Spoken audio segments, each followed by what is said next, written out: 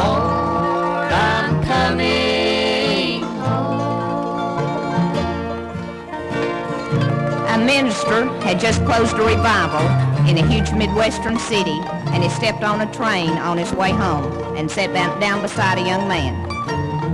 To pass the time, the minister tried to start a conversation with the young man by saying something about the weather. He noticed he didn't get a reply, and he turned to the young man to see that the young fellow had tears streaming down his cheeks.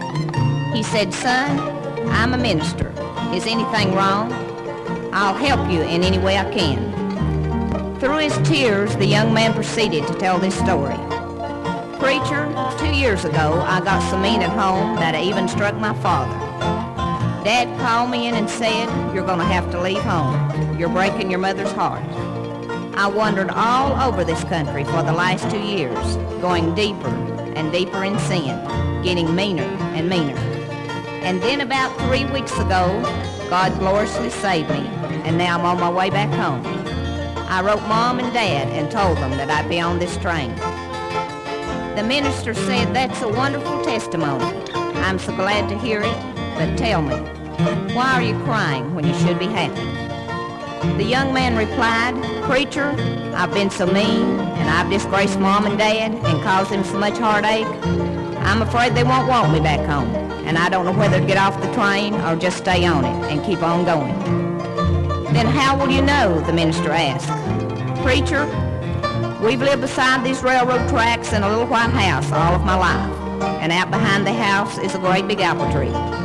I told my daddy if I was welcome home to hang a little white rag in the top of the old apple tree, and I'd know to get off the train. Preacher, we're almost there. We're getting closer and closer, and I'm afraid to look. Will you please look for me?" The preacher dusted the window of the old train and looked out, and a great big smile came over his face. He said, "Son, you don't have a thing to worry about. That old apple tree is covered from top to bottom with white rags on nearly every limb. And out under the apple tree, I see an old gray-haired Mom and Dad standing there waving a big white bed sheet as if to say, 'Come on home. Come on home.' You know, that's just like our Lord. No matter how mean we've been, and no matter how far in sin we've gone or what we've done, all we have to do is just ask Him, and He'll welcome each and every one of us back home with open arms."